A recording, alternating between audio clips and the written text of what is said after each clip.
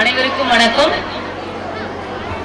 காவிரி கழிமுகத்தில் கடற்கரை நிகரமாம் காரை வங்கக் கடலின் நலையோசை பாட இயற்கை எண்ணெயின் நாசியோடு அழகாய் அமைந்திருக்கும் அனைத்து பெற்றோர்களுக்கும் மாணவ செல்வங்களுக்கும் அவையை அலங்கரித்திருக்கும் பெரியவர்களுக்கும் எனது மாலை வணக்கம்.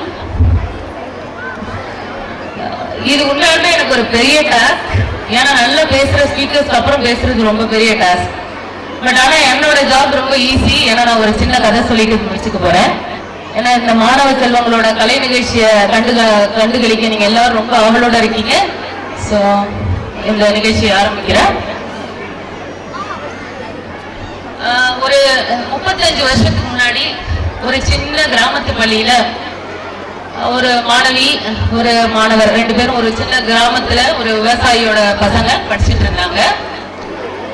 அவங்க படிச்சு முடிச்சுட்டு அவங்களோட கல்வி படிப்புல அவங்களோட 35 வருஷத்துக்கு முன்னாடி அந்த மாணவி ஒரு 3வது படிக்கும் பொழுது ஒரு பள்ளிக்கு நீங்க எல்லாரும் பார்த்திருப்பீங்க சாட்டை படம். அதுல வர ஒரு ஹீரோ மாதிரி ஒரு சார் ஒரு ஸ்கூலுக்கு வராரு.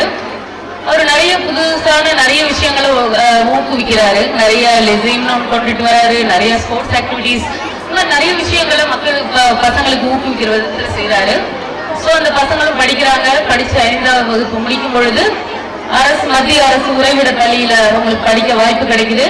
அந்த 2 மழலைகளும் அந்த பள்ளிக்கு போயிடுறாங்க. தமிழ் மட்டுமே தெரிந்த அந்த பசங்களுக்கு இன்னைக்கு ஆங்கிலம், ஹிந்தி என பல மொழிகளில தங்களோட திறமைகளை வளர்த்து நிறைய விழாக்கள்லையும் தேசிய விளையாட்டுகள்லையும் பங்கேற்கிறாங்க.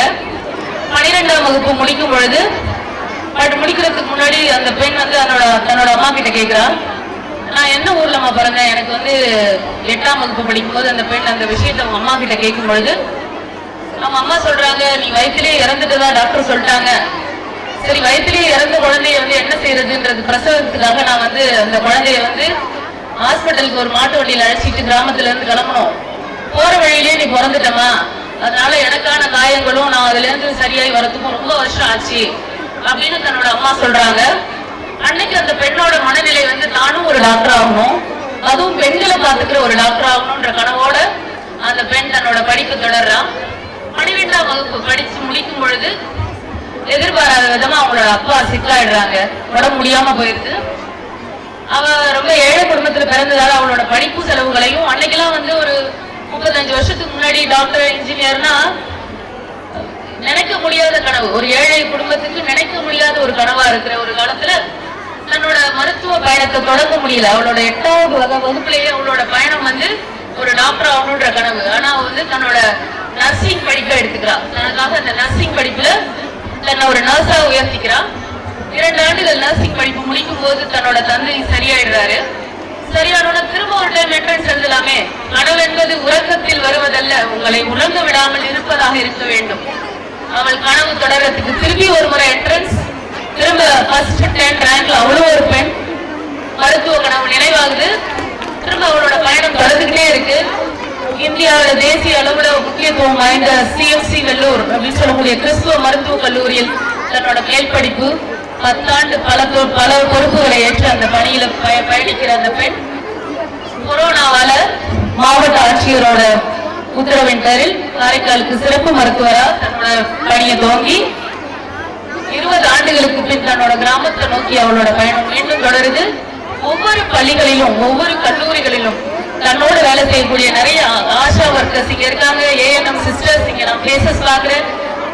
நிறைய முன்கள பணியாளர்களோட முகங்கள் எனக்கு தெரியுது.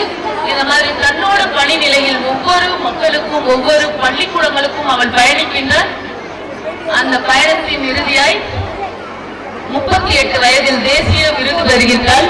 சிறந்த மகப்பேறு மருத்துவருக்கான 40 வயதுக்கு உட்பட்ட கேட்டகரியில நேஷனல் அவார்டு ரிசீவ் பண்றார். மீண்டும் ஒரு முறை தன் கிராமத்தை நோக்கி அவளது பயணம் தொடங்குகிறது. இந்த பயணத்தின் இறுதியாய் அந்த கிராமத்து பெண்ணுக்கு இன்று உங்களோடு பேசும் வாய்ப்பு கிடைத்ததால் என் அனுபவத்தை உங்களோடு பகிர்ந்து கொள்கிறேன். கனவுன்றது மீண்டும் ஒரு முறை கனவு ஒரு சும்மா ஜஸ்ட் லைக் தட் வந்துட்டு போக கூடாது. கனவுல அப்துல் கலாம் சொன்ன மாதிரி உங்கள் கனவுகள் உங்களை தூங்க விடாமல் செய்ய வேண்டும். கனவில் போவதல்ல கனவு, உங்களை தூக்கத்தை உறக்கத்தை கலைத்து தினம் தினம் உங்கள் கனவுகள் ஆழமானதா இருந்தால் உங்கள் வெற்றி உங்களோடு என்றும் இருக்கும் என்று கூறி வாழ்த்தளித்த நல் உள்ளங்களை வாழ்த்தி விடைபெறுகிறேன். நன்றி.